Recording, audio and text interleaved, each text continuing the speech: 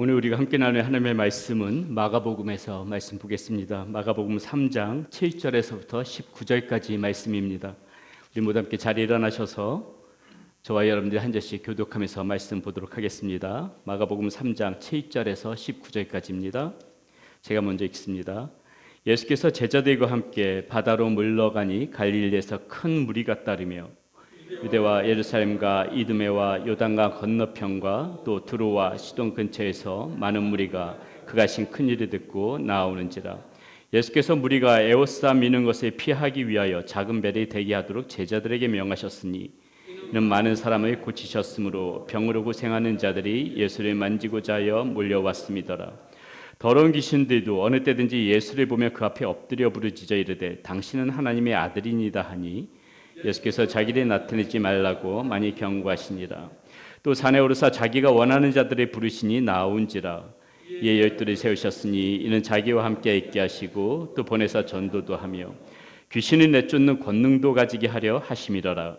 이 열두를 세우셨으니 시몬에게는 베드로라는 이름을 더하셨고 또 세베대의 아들 야고보와 야고보의 형제 요한이니 이들에게는 보아너게 곧 우레의 아들이란 이름을 더하셨으며 또 안드레와 빌립과 바돌로메와 마테와 도마와 알피오의 아들 야고보와 및 다데오와 가나인 시몬이며 함께 읽습니다. 또 가룟 유다니 이는 예수를 판 자더라. 아멘. 예, 자리에 앉으시겠습니다. 기도하겠습니다. 살아계신 아버지 하나님 감사합니다.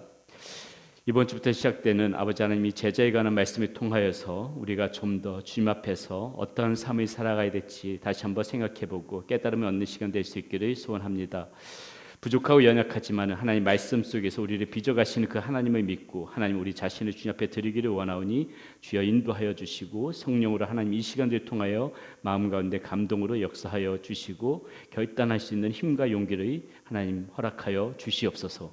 하나님 앞에 예물 올려드립니다. 이 예물이 쓰여지는 곳마다 우리 주님의 영광 드러나게 하여 주시고 우리 주님의 이름이 널리 퍼지게 하여 주시며 우리 사랑하는 성도님들이 하나님 모든 성도님들이 주의 은혜 가운데서 기뻐하며 감사하며 살아가는 복된 성도님들이 모두 되어질 수 있도록 인도하여 주시옵소서. 우리 주 예수 그리스도의 이름으로 감사하며 기도드렸습니다. 아멘.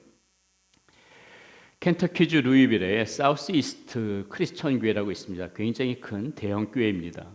이 교회 담임 목사님이 카일 아이데먼이라는 목사님이신데 이분이 쓰신 책 중에 책 제목이 팬인가 제자인가라는 그런 책이 있습니다. 이 교회는 3만 명이 넘게 출석하는 그런 대형 교회인데요. 부활절이 앞둔 어느 날 이 목사님이 이제 텅 빈 그 예배당에 앉아서 그 수천 석의 빈자리를 바라봅니다. 그러다 갑자기 이분 마음 가운데 목사님 마음 가운데 어떤 마음이 드냐면은 예수님이 보시는 것은 성도의 숫자가 아니라 이렇게 지금 헌신일 텐데 지금 이 매주마다 예배마다 이 3만 명이 넘는 이 수많은 사람들 중에서 과연 헌신된 성도는 과연 얼마나 될까? 마음 가운데 그 생각이 드는 겁니다. 수만 명의 그 사람들이 모이는 거 어떻게 보게 되면은 수많은 그 팬들이 어떤 자기가 좋아하는 연예인을 쫓아가든지 아니면 어떤 스포츠 스타를 쫓아가든지 그런 팬들은 많은데 지금 우리 교회에 모이는 이 성도들 수만 명이 모이는 성도들이 팬과 다른 점은 무엇인가 그런 생각이 마음 가운데 들더라는 것이죠.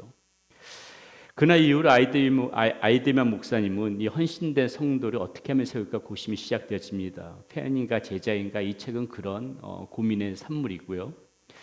그래서 저도 앞으로 이 제자 시리즈 설교를 그래서 준비하면서 이 책에서 화두를 던지고 있는 이 목사님 화두를 던지고 있는 부분을 가지고 한번 성경에 맞추어서 여러분들과 나눠볼까 생각합니다. 그 가운데서 제자의 길이 무엇인지를 저와 여러분이 이 시간들을 통해서 다시 한번 좀 깊게 생각해보는 그런 시간들이 되어졌으면 좋겠다고 생각을 해봅니다. 자, 이 책은요 이런 질문으로 시작합니다. 당신은 예수님의 제자입니까? 당신은 예수님의 제자인가? 우리는 이 질문을 어떻게 어떤 분들 대수롭지 않게 생각하고 넘어갈 때가 있습니다. 그냥 예수님을 믿고 영접했으면 그 제자 당연히 그냥 자연스럽게 자동으로 되어지는 거 아닙니까? 그렇게 생각하시는 분들이 계실지 모르겠습니다. 나는 지금 교회를 다니고 있습니다. 나는 지금 예배에 참석해서 찬양도 부르고 있고요. 하나님 말씀도 듣고 있습니다. 나는 우리 집에 성경책이 몇 권씩은 가지고 있습니다. 나는 신앙적인 고백을 분명히 한 사람입니다. 자, 이렇게 이 외에도 여러 가지 이유를 들어서 나는 예수님의 제자다, 그런 마음으로 살아갈 때가 있더라는 것이죠. 그런데요, 여러분, 성경에서는 그렇게 믿고 살아가는 우리들에게 섬뜩한 메시지 하나를 던져주고 있는 부분이 있는데, 바로 마태복음 7장에서 예수님께서 하신 말씀입니다. 그리스도인들이 예수님 앞에 당당히 섰다가 나는 너를 모른다라는 말씀에 아연질색할 수밖에 없는 그러한 말씀이지요. 마태복음 7장 22절, 여러분 너무나도 잘 알고 있는 말씀입니다. 이렇게 나오지요. 나더러 주여 주여 하는 자마다 다 천국에 들어갈 것이 아니요 다만 하늘에 계신 내 아버지의 뜻대로 행하는 자라야 들어가리라. 이 말씀을 깊이 들여다보면은 예수님을 믿는다고 그렇게 말하는 사람 중에도 팬과 제자로 나누어지고 있음을 볼 수가 있습니다. 주여 주여 하고 부르짖는 사람들 얼마든지 많을 수 있습니다. 마치 어떤 인기 가수나 어떤 스포츠 팬에게 그 사람의 이름을 부르면서 팻말에다 그 사람의 이름을 쓰고 목청껏 사랑한다, 그렇게 말하고 있는 수많은 그런 팬. 그러나 공연이 끝나고 나면은, 경기가 끝나고 나면은 그 인기 스타가 눈에 보이지 않으면 썰물처럼 그렇게 사라져 버리는 팬. 신앙을 가졌다고 하는 사람들 중에도 그런 팬덤층이 분명히 있더라는 것이죠. 그리고 우리가 보는 성경에서는 이런 사람들을 가리켜서 지금 부르는 용어가 있는데 뭐라고 부르냐면은 무리다, 이렇게 말하고 있어요. 무리다. 모여있는 사람들 보고 다 제자라고 부르지 않고 무리다, 이렇게 이야기하고 있다는 거죠. 자, 팬의 사전적 정의는 누군가를 열정적으로 좋아하는 사람입니다. 어떤 인기 가수를 좋아하는 팬이라면은 그 사람이 어떤 굿즈를 가지고 있는 것은 물론이고 아마 공연 때는 야광봉을 흔들면서 그렇게 응원하는 것이 기본일 것입니다. 어떤 스포츠를 좋아하는 그런 어떤 스포츠 선수를 좋아하는 팬이라면은 그 사람의 유니폼 정도는 입어주는 것이 팬의 도리입니다. 팬들은 그렇게 해요. 하지만 야광봉을 흔들지언정 아무리 좋아서 막 이렇게 떼창은 부릴 수 있을지 모르겠지만 직접 그 무대에 올라가서 그 가수와 같이 춤을 추고 노래를 부르는 사람은 없습니다. 팬 중에 그런 사람은 없어요. 선수의 유니폼을 입고 열렬히 응원을 할 수 있지만은 직접 땀을 흘리면서 운동장에서 뛰지는 않습니다. 팬이 안전한 관람석에서 앉아 응원을 할 수 있겠지만은 경기장에서 필요한 희생과 고통은 절대 느낄 수 없고 알지를 못한다는 겁니다. 바로 성경에서도 이렇게 팬과 같은 무리와 제자로 나누어지는 것을 볼 수가 있습니다. 매주 교회들에는 많은 사람들이 예배를 와서 예배를 드린다고는 하지만은 그분의 진정으로 따르고자 하는 사람들은 오늘날 그렇게 많지가 않습니다. 오늘날 교회의 가장 큰 문제는 스스로 그리스도인이라고 말하지만 정작 그리스도를 따를 생각이 없는 무리들이 많다는 것이에요. 교회 안에도. 온갖 혜택을 바라면서 예수님의 주위로 몰려드는 사람들은 있습니다. 그런 무리들은 있습니다. 하지만 자신을 희생하고 헌신할 만큼 주님과 가깝지는 않고 주님과 거리를 두고 살아가는 그리스도인들이 많이 있다는 거예요. 우리가 잘 알고 있는 오병이어의 기적을 보면은 이 무리의 속성이 너무나도 잘 나타나 있음을 보게 됩니다.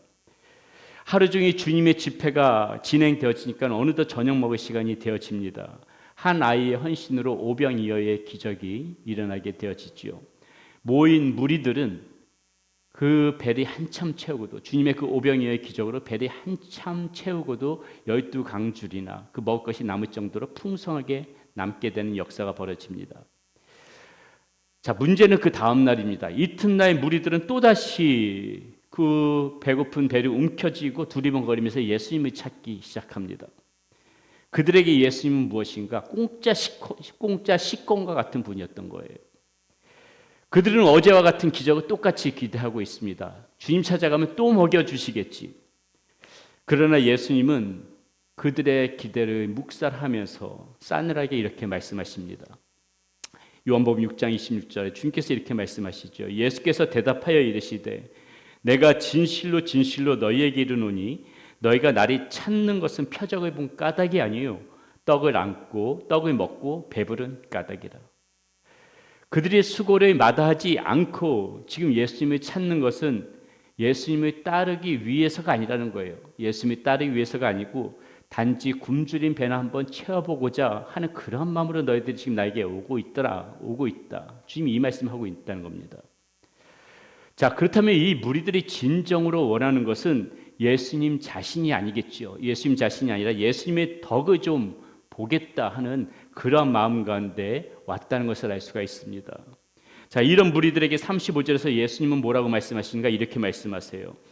예수께서 이르시되 나는 생명의 떡이니 내게 오는 자는 결코 줄이지 아니하리터요 나를 믿는 자는 영원히 목마르지 아니하리라. 예수님께서는 지금 이 말씀에서 너희들이 찾는 그 떡 대신에 나 자신, 당신 자신을 주시겠다. 그렇게 지금 말씀하고 있는 것입니다.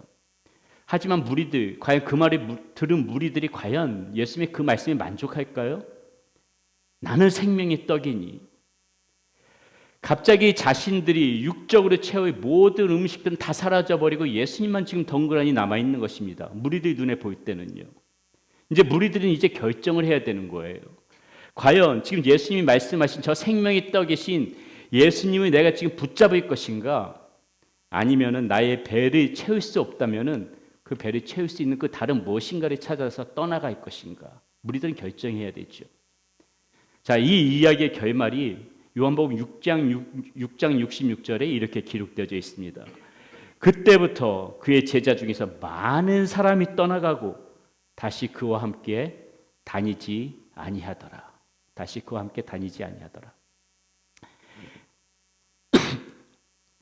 그렇게 열정적이던 무리들이 대부분 집으로 돌아감을 볼 수가 있습니다. 제자 중에서도 돌아가는 자들이 있었다고 성경은 지금 말씀해 주고 있네요. 왜 떠나갔을까요? 무리들이 떠난 이유는 예수님의 능력이 갑자기 사라졌기 때문이 아니에요. 예수님이 더 이상 자신들이 원하는 것을 주시는 분이 아니라 자신들의 인생이 되어주겠다. 바로 그 말씀을 하셨기 때문에 떠나가는 거예요. 그냥 내가 원하는 것을 주기만 하면 떠나지 않을 텐데 그거 주겠다고 말씀하시지 않고 내가 너의 인생의 주인이 되어줄게. 이 말씀을 하니까는 에이 난 그거 필요 없다 하면서 떠나가더라는 것이에요. 오늘 본문의 내용도 마찬가지입니다. 무리와 제자의 삶이 어떻게 다른지를 정확하게 지금 구분해주고 있죠. 자, 7절부터 12절까지는 무리의 모습입니다. 오늘 본문 말씀에 또 보면은 이 무리라는 말이 계속해서 나오지요. 그리고 13절부터 19절은 제자로 부르시는, 그 중에서도 주님께서 제자로 부르시는 그 말씀의 내용이 나와 있습니다. 8절 말씀에 보니 예수님께서 행하신 큰 일을 듣고 무리들이 지금 나왔다고 이야기를 해요. 무엇인가 큰 일을 예수님께서 하셨어요. 그걸 보고 지금 무리들이 나왔습니다. 큰 일은 무엇일까요? 사람의 능력으로는 할 수 없는 일이겠죠. 오직 하나님의 능력으로만 할 수 있는 일들이었습니다. 그 일이 그리 어떤 일인가? 10절 11절에서 구체적으로 기록되어 있습니다. 이렇게 나와 있습니다. 이는 많은 사람이 고치셨으므로 병으로 고생하는 자들이 예수를 만지고자 하여 몰려왔음이더라. 더러운 귀신들도 어느 때든지 예수를 보면 그 앞에 엎드려 부르짖어 이르되 당신은 하나님의 아들이니이다 하니. 큰 일이지요. 하나님만이 하실 수 있는 큰 일. 자, 여기서도 마찬가지로 우리는 무리의 특성을 잘 볼 수 있다는 것입니다. 자신들의 필요를 채우기 위해 지금 나왔다는 거죠. 자, 필요를 채우기 위해 나왔다는 그 자체가 문제가 아니에요. 그게 잘못됐다고 말씀드린 것이 아닙니다. 우린 그래야죠, 당연히. 근데 문제는 무엇인가? 그들이 필요를 채우기 위해서 예수님 앞에 나와서 필요를 채웠다면 그 다음의 문제죠. 거기서 이 모든 일들이 사람이 도무지 할 수 없는 큰 일이라는 것을 알았다면 그들은 그 자리에서 그 다음에 하나님을 만났어야 되는 겁니다. 그분이 하시는 말씀을 듣고 자신들의 삶을 다시 돌아보아야만 했습니다. 내가 어떤 자리에 살 것인가, 내가 어떤 자리에 설 것인가, 그리고 내가 앞으로 어떻게 살아갈 것인가 이제 결단했어야 된다는 것이에요. 필요를 채우기 위해서 나올 수 있습니다. 잘못된 거 아니에요. 우리는 무리의 모습으로 나올 수가 있습니다. 하지만 그 무리의 모습 그 자체로 계속 남아있다는 그 자체가 문제라는 거예요. 그 무리들 중 다수는 그저 자신들의 필요만 채우는 것에 만족하고 떠나갔다는 것이 문제라는 것입니다. 사랑하는 여러분, 우리는 이 무리의 모습을 보고 반드시 생각해 봐야 된다는 것이죠. 나는 오늘 어떠한 모습으로, 어떠한 마음으로 예수님을 따라가고자 하는가? 우리는 기도할 때 주님, 저의 삶을 사용해 주세요 라고 이렇게 기도하는 부분보다 주님, 이 문제를 해결해 주세요 라고 기도하는 부분이 많습니다. 어떠한 신앙에 있어서 부딪힘이 딱 있을 적에, 갈등이 있을 적에 여러분, 나의 모습은 말씀을 내가 조정하려고 합니까? 아니면 내 삶을 조정하려고 합니까? 그걸 한번 생각해 보자는 거죠. 신앙적으로 무언가 선택을 할 때 부딪힘이 있을 적에 내가 좀 이것에 대해서 갈등이 있고 지켜나가기가 좀 어려울 때 말씀을 바꾸려고 해요? 아니면 내 삶을 바꾸려고 해요? 예수님을 따른다고 말하지만 실제 내 시간표, 나의 어떤 물질적인 지출, 인간관계에서 예수님이 과연 결정권자가 되어져서 그렇게 주님께 맡기면서 살아가고 있습니까? 단지 나의 필요를 채워주시는 하나님, 그저 내 소원이나 들어주시는 하나님, 나를 잘되게 해주시고 나에게 복만 주시는 하나님, 혹이나 우리의 마음 가운데 내 신앙 가운데 그런 하나님의 모습만 바라보고 여태까지 그런 예수님만 믿고 있었다고 하면은 제가 여러분들에게 감히 말씀드립니다. 우리는 제자가 아니라 무리입니다. 우리는 무리의 범위에서 아직 벗어나지 못하고 있는 거죠. 자, 우리는 이제 이 모습을 좀 벗어나야 한다는 것입니다. 그동안 우리가 이런 무리의 모습에 가까웠을지라도 우리가 언제까지 계속해서 이렇게 무리로만 남아있을 수는 없는 거 아니겠습니까? 저의 모습 속에서도 그렇고 여러분의 모습 속에서도 그렇고 이 제자 시리즈를 통해서 제가 바라고 원하는 것은 저의 모습 속에서도 여러분의 모습 속에서도 조금 이제 이 무리의 모습을 벗어나서 제자의 모습으로 좀 가보자 하는 그러한 의미로 이 말씀을 준비해서 드리는 것입니다. 이제는 훌륭한 제자까지는 아닐지라도 우리의 이 무리의 모습에서 탈피한 좀 더 제자와 가까운 모습으로 이제는 저와 여러분이 나가야 하겠다는 것입니다. 자, 그렇다면은 이 제자의 모습은 이제 어떤 모습일까 우리가 한번 생각해 봐야 되겠죠. 오늘은 이 제자의 발걸음이 어디서부터 어떻게 시작되어지는지 그 부분부터 먼저 말씀드리려고 합니다. 첫 번째, 제자는요, 예수님과 늘 함께하는 사람이더라. 거기서부터 시작입니다. 예수님과 늘 함께하는 사람. 자, 오늘 본문 중에는 무리 중에 예수님께서 제자로 삼을 사람들을 부르시는 장면이 나옵니다. 그리고 그 제자들이 어떻게 했는지를 이렇게 소개하고 있습니다. 13절 14절입니다. 또 산에 오르사 자기가 원하는 자들을 부르시니 나아온지라. 이에 12를 세우셨으니 이는 자기와 함께 있게 하시고 또 보내사 전도도 하며 자기와 함께 있게 하시기 위해서 주님께서 제자를 부르신 목적이 뭐라고요? 자기와 함께 있게 하시기 위해서. 우리가 주님과 함께 있다면 우리는 제자라는 것이죠. 우리가 무리가 아닌 제자의 삶을 살기를 원한다면 이렇게 예수님의 부르심에 반응하는 것에서부터 시작해야 합니다. 그리고 그 부르신 주님과 함께 해야 한다는 것입니다. 거기서부터 출발이라는 거예요. 요한계시록 3장 20절에서 주님은 이렇게 말씀하십니다. 볼지어다 내가 문 밖에 서서 두드리노니 누구든지 내 음성을 듣고 문을 열면 내가 그에게로 들어가 그와 더불어 먹고 그는 나와 더불어 먹으리라. 여기서 위로가 되어지는 말씀이 있지요. 예수님께서 부르시는 사람이 어떤 사람입니까? 특정한 사람이 아니에요. 특정한 사람이 아니에요. 누구든지 그분의 음성을 듣고 마음의 문을 열면 예수님께서 우리 가운데 거하시겠다. 그렇게 지금 말씀하고 계십니다. 완전하지 않아도 좋다는 것입니다. 부족한 모습이라도 좋다는 것입니다. 아직까지 죄인된 모습이라도 좋다는 것입니다. 우리가 마음의 문을 열고 지금부터라도 마음의 문을 열고 주님을 모셔드리기만 하면 우리도 예수님의 제자가 될 수 있는 것이라고 주님께서 말씀하고 계시는 것이에요. 그러면 우리가 주님과 함께하기 위해서 무엇이 먼저라는 것이에요? 예수님을 모셔드리는 것이 먼저라는 것이죠. 우리의 마음 가운데 마음의 문을 열고 예수님이 모셔드린다. 이게 과연 무슨 의미일까요? 너무나도 여러분 잘 알고 있는 거죠. 예수님이 나의 구원자여 주님으로 고백하는 것입니다. 마음으로도 고백하고 입술로도 고백하는 겁니다. 거기서부터 시작하자는 거죠. 사랑하는 여러분, 제자는요, 태어나는 것이 아닙니다. 만들어지는 거예요. 우리가 제자가 되었기 때문에 예수님께서 우리를 구원해 주신 것이 아닙니다. 예수님께서 우리를 구원해 주셨기 때문에 우리는 제자의 길이 갈 수가 있다는 것이죠. 제자의 길로도 부름을 받을 수 있었다는 것이에요. 은혜는, 우리가 말하는 은혜는 단지 그냥 구원을 받고 구원에 대해서 기뻐하고 거기서만 멈추고 있는 게 은혜가 아닙니다. 은혜는요, 우리가 정말 은혜를 받았다면 은혜는 반드시 우리를 예수님을 따르는 그 자리로 그렇게 우리를 끌고 갑니다. 그 끌림에 따라가는 사람만이 진짜 은혜의 사람이라고 할 수가 있는 것이에요. 그러므로 여러분들께서 무리가 아닌 이런 제자의 삶을 살기를 원하신다면은 이 예수님께서 여러분들의 마음 가운데 들어와 계신가? 과연 지금 나의 마음 가운데 예수님이 계신가를 먼저 한번 점검해 볼 필요가 있습니다. 알고 있는 것을 믿고 있다고 착각하고 살아가는 그런 그리스도인들이 오늘날 너무나도 많습니다. 아는 것은 믿지 않아도 가능해요. 믿지 않아도 알고 있는 것은 믿지 않아도 가능해요.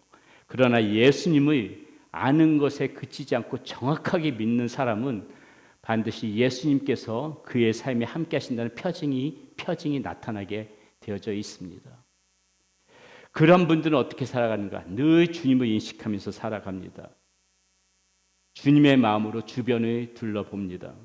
어떤 시련과 역경 속에서도 믿음의 끈을 놓지 않고 주님을 바라보면서 소망 가운데 살아갑니다. 그러한 마음을 가지고 그렇고 행하면서 살아가는 그러한 사람이 예수님과 함께하는 사람의 표징을 가지고 살아가는 사람이라고 할 수가 있다는 것입니다. 그런데 여기서 우리가 반드시 알아야 할 것이 하나 있습니다. 우리가 예수님과 이렇게 함께 살아가고자 할 때 편하지만은 않을 거예요. 분명하게 불편한 것들이 많이 있을 것입니다. 왜냐하면 세상은 종종 예수님을 거부하면서 살아가는 사람들에게 이 땅에서 얻을 수 있는 더 온갖 좋은 것들을 보여주거든요. 예수님의 제자의 길을 포기한 사람들에게 주는 혜택이 세상은 더 많을 때가 있다는 것입니다.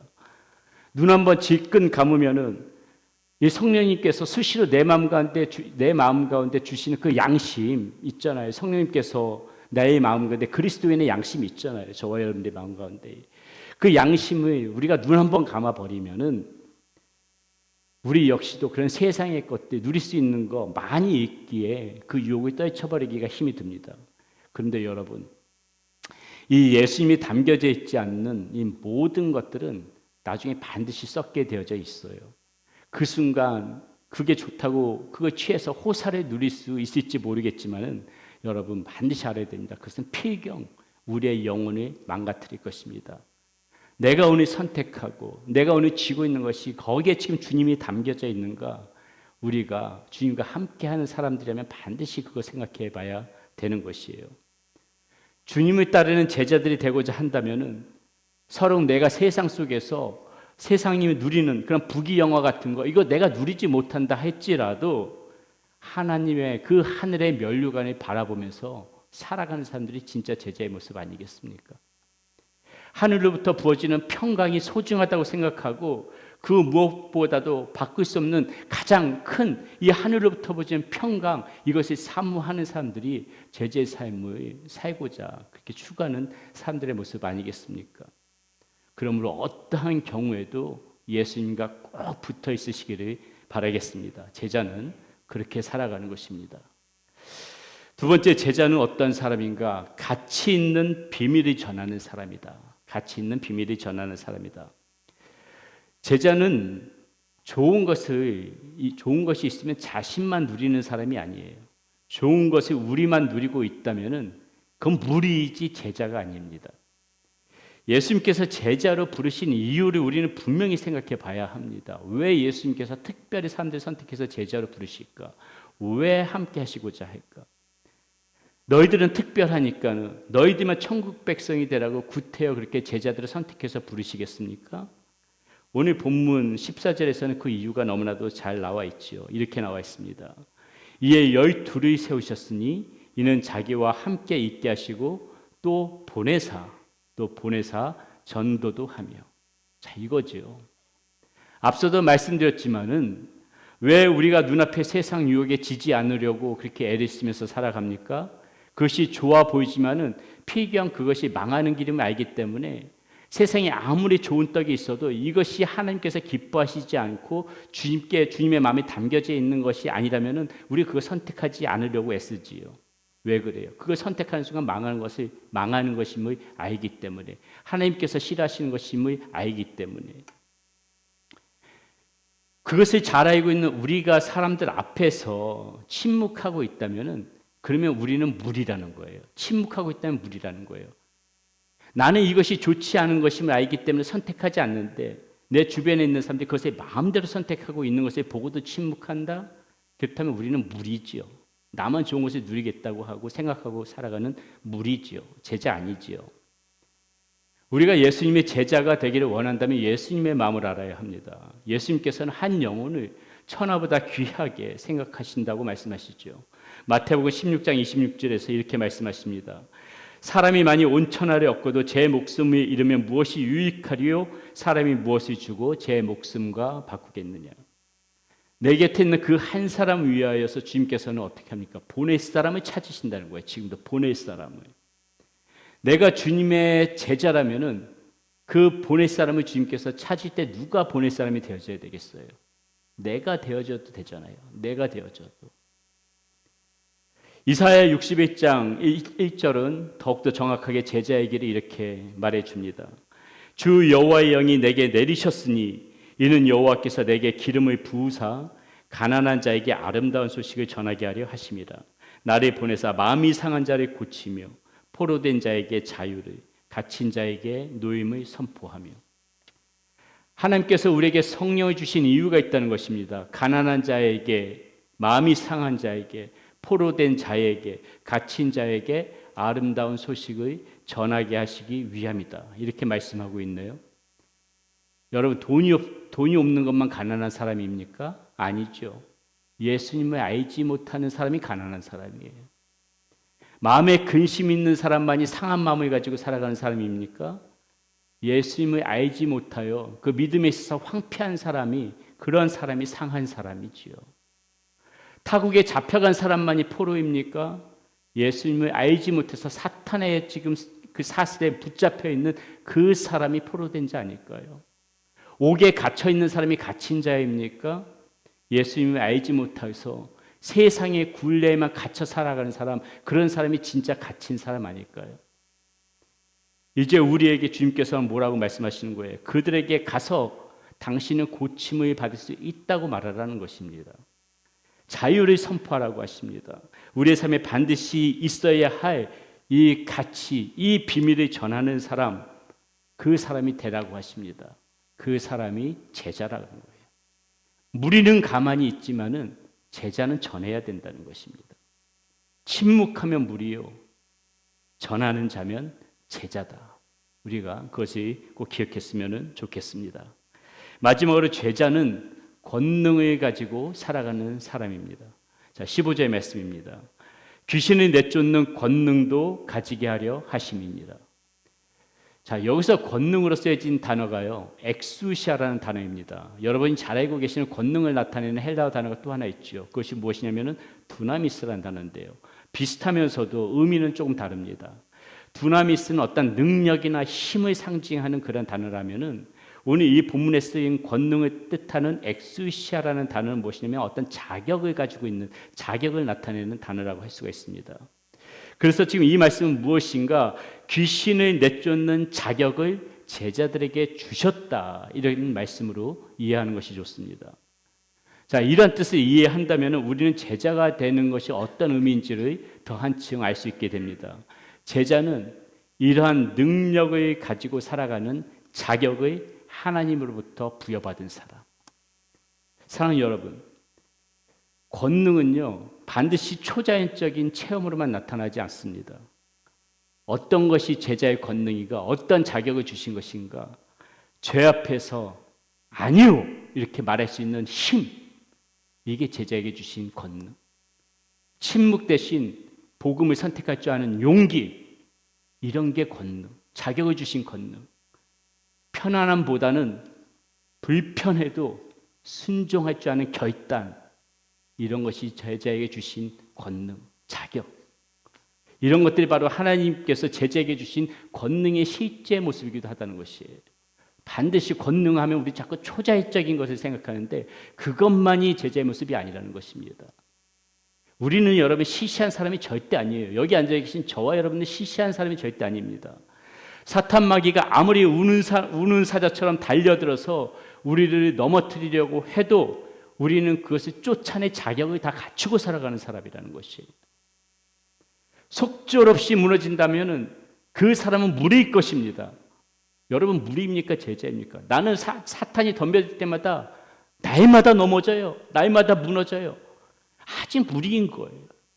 왜냐하면 우리는 그걸 쫓아낼 수 있는 자격을 주님께서 주셨거든요. 제자에게 자격을 주셨다. 엑소스가. 제자라면 속절없이 무너지지 않는다는 것이죠. 오히려 쫓아내며 자신을 더욱더 하나님의 사람으로 갈고 닦으면서 살아가는 사람, 그 사람이 제자라는 것이죠. 그러면 제자는 언제나 자신의 모습을 살펴가면서 살아갑니다.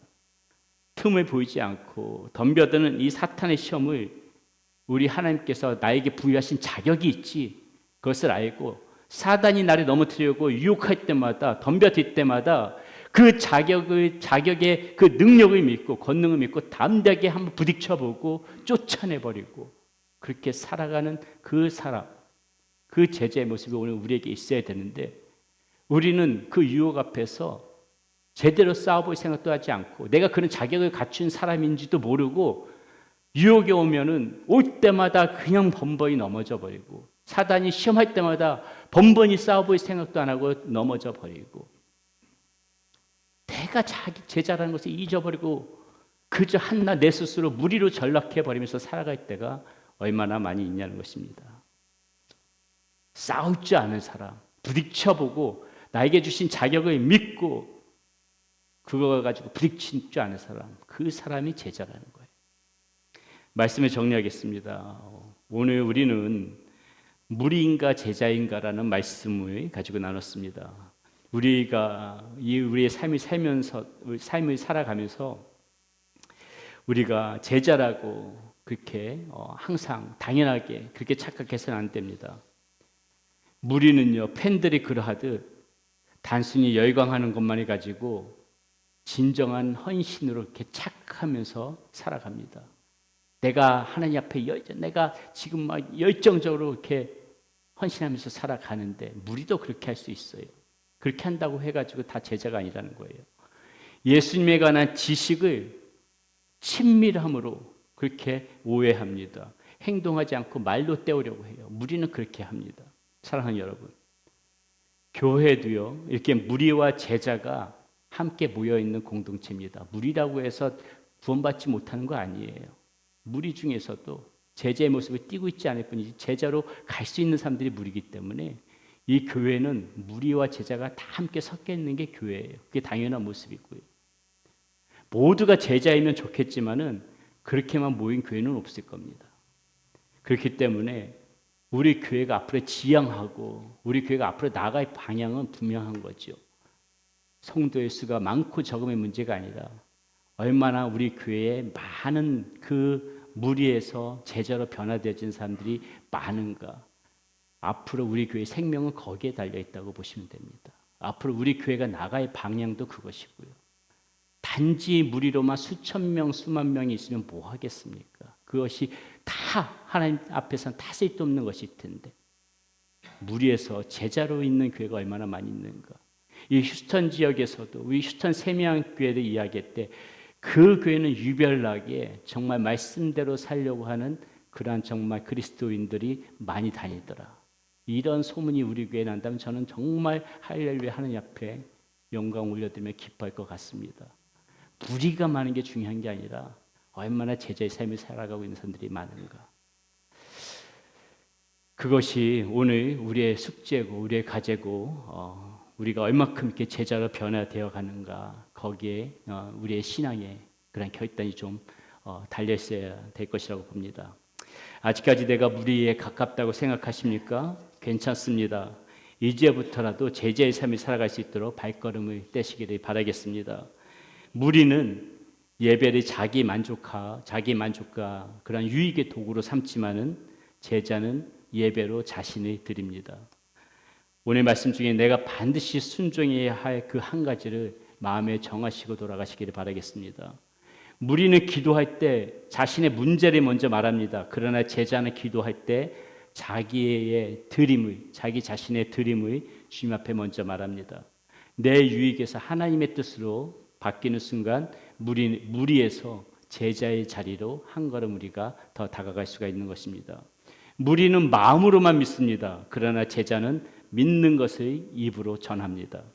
무리는 편안함을 내려놓지 않습니다. 절대로 무리는 자신이 편하게 가지고 있는 걸 내려놓지 않아요. 그러나 제자는 편안한 것 중에서 하나쯤은 내려놓을 줄 아는 사람입니다. 나를 위해 쓰던 시간, 나를 위해 쓰던 물질, 나를 위해 선택하던 결정 내려놓을 줄 아는 사람이 제자입니다.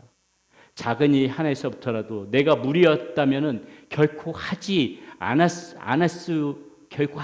않아도 되었던 것들, 그 일 하나부터 한번 해보시기를 바라겠습니다.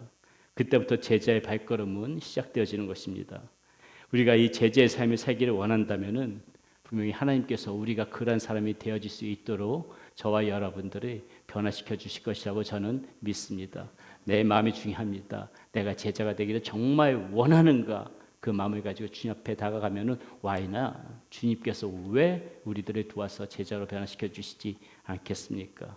무리가 아닌 제자의 모습으로 그렇게 소망하면서 여러분 이번 한 주 한번 다시 깊게 생각하면서 살아가시는 여러분들 되시기를 축원드립니다.